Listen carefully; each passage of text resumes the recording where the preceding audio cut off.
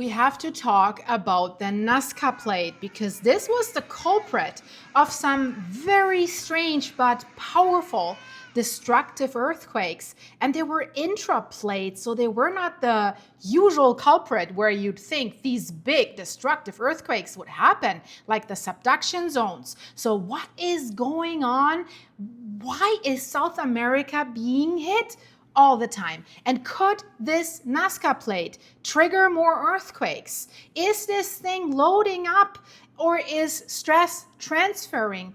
Because this recent string of powerful earthquakes has shaken South America and it has raised concern among scientists right now. They're really looking at this and they're worried.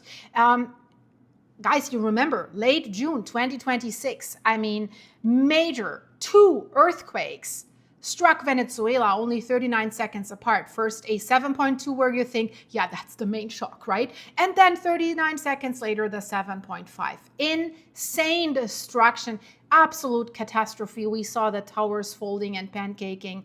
And then only a month and a half later, while they were still trying to find, or not find, this is called recover people from the rubble, a large earthquake rattled Colombia, creating equally as frightening images. Not as bad as Venezuela, but still.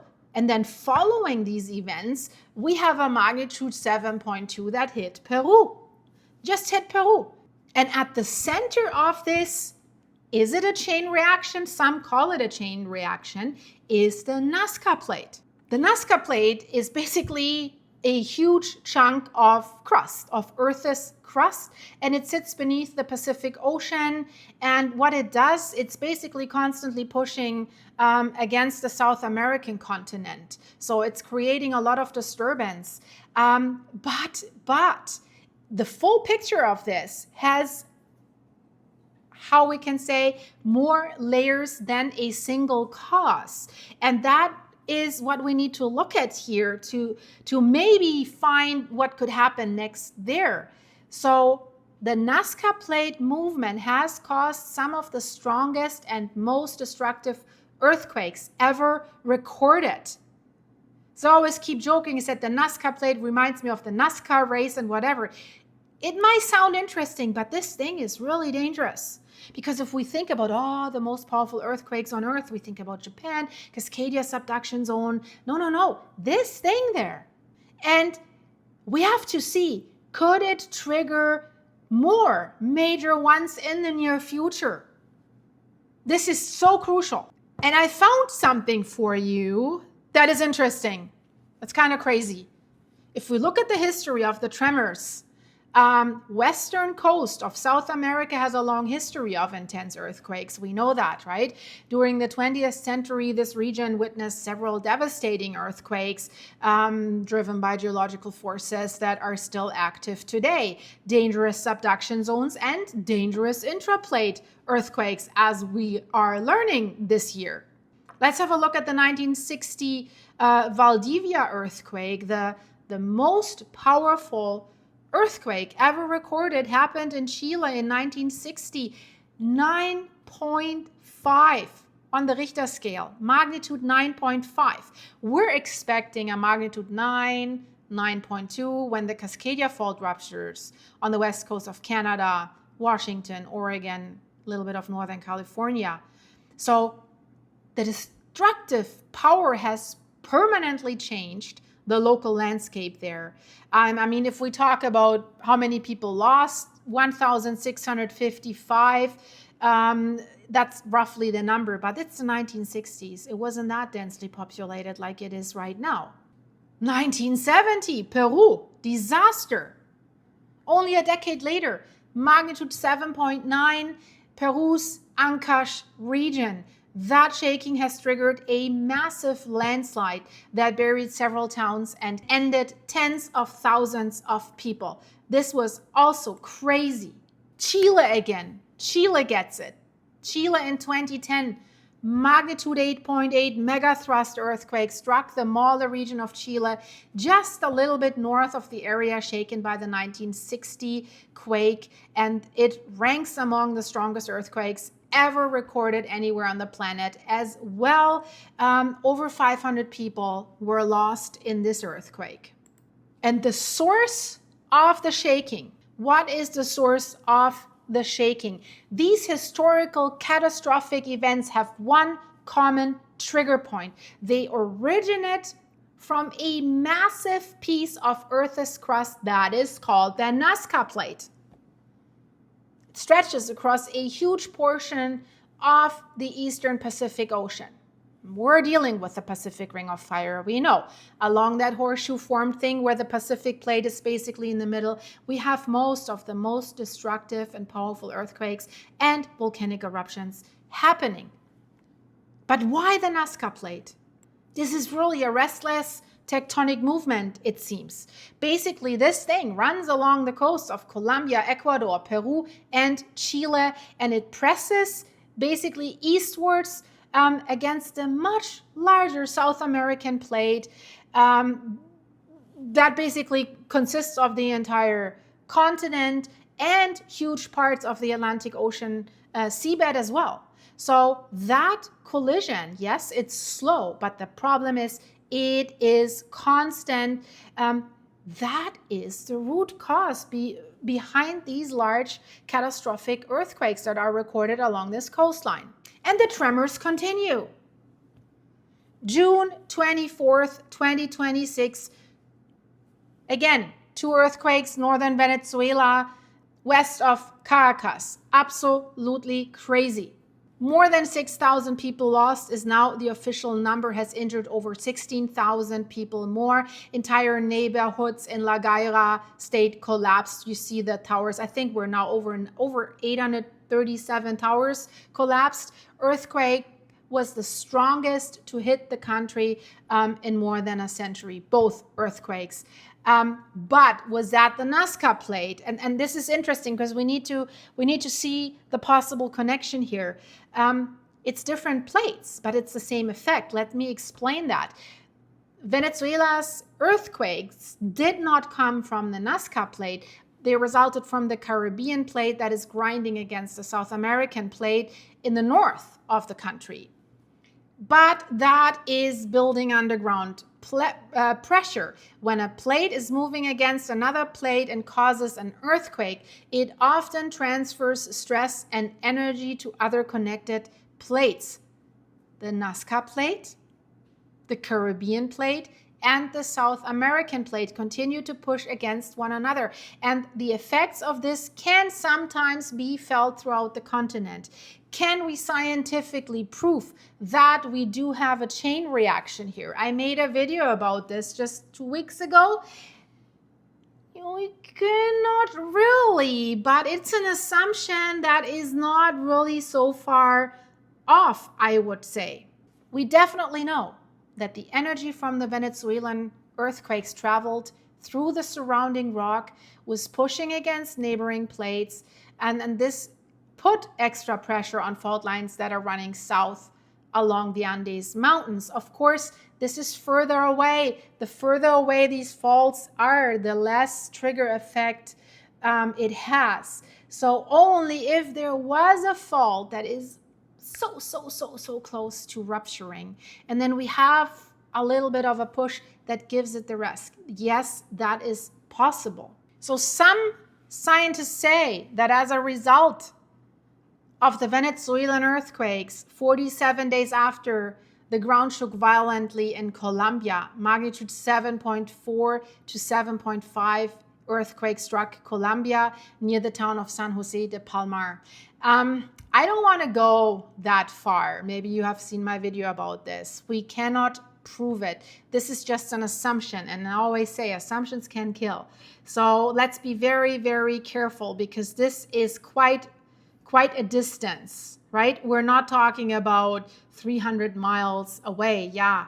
But we're talking about thousands of miles. So does that make sense? Because of course the impact of the tremor weakens until it arrives at these fault lines. And again, I made a video about how many earthquakes do we have per year, magnitude 7+. And we do have average 15 to 16. So still, we're well in the zone. We have 12 right now. And we have basically, well, September, October, November, December, 4 months left to produce 4 more. So I already predict we will have another 7+ earthquake soon. This is easy to predict, right? I don't need any other factors influencing this, any whatever theories are out there. This is purely tectonic. Colombia was also bad. More than 300 people lost, injured more than 4,600, 425 people missing. Quake was felt as far as Ecuador, Panama, and Venezuela, has damaged hospitals, airport, thousands of homes. So scientists are trying to track tectonic domino effects, or to prove that they are there, or to prove that they are not there.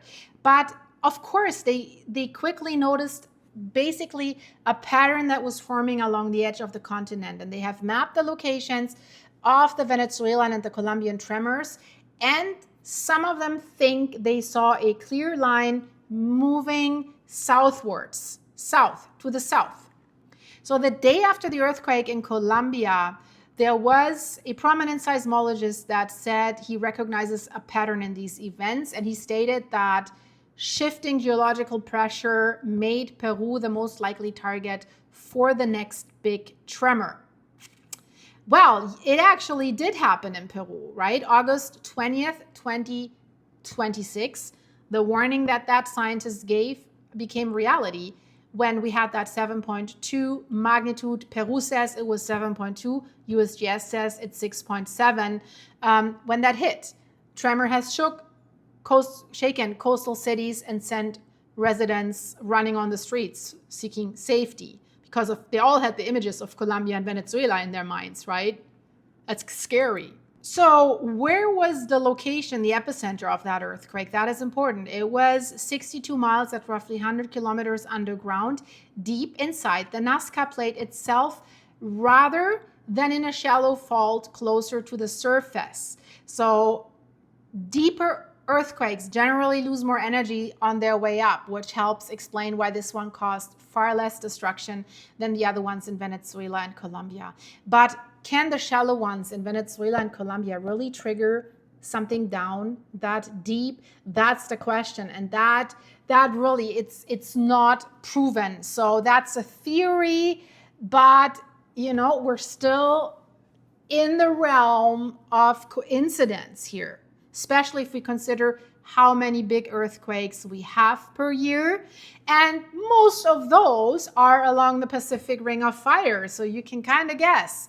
We already had it on the western side, so many. So now it's the other side. And the Cascadia Fault is quiet. Please stay quiet. This is where I am. If this one, I don't even want to think about this, then Venezuela is nothing compared to when this thing ruptures. West Coast is not prepared for this.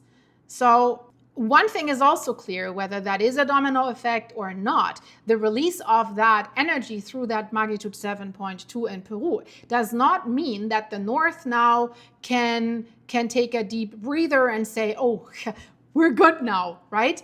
No. Further north doesn't mean you're good.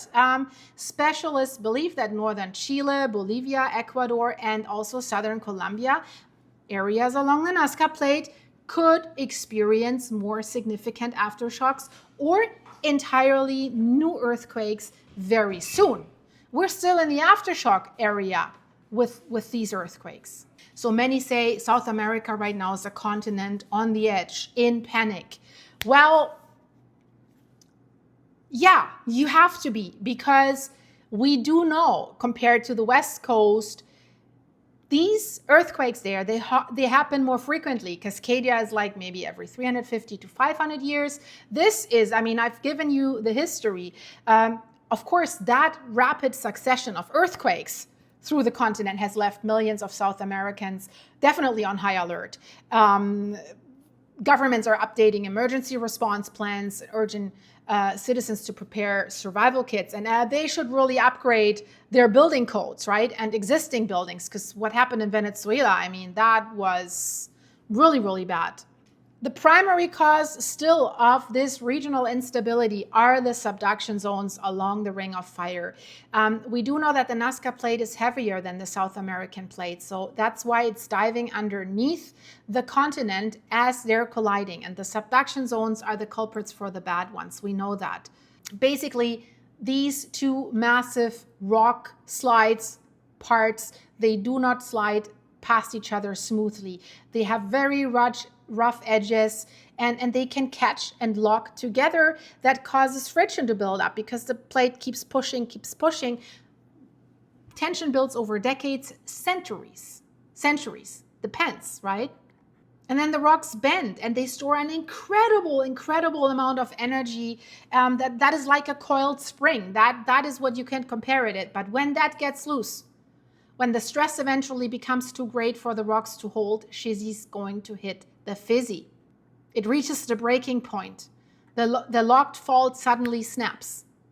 And then the problem is the plates slide violently past each other or underneath each other. And that sudden release of stored energy sends powerful shock waves up the surface. And with these locked subduction zones, it goes up too. I mean, look at the Andes mountain. Where do you think they're coming from?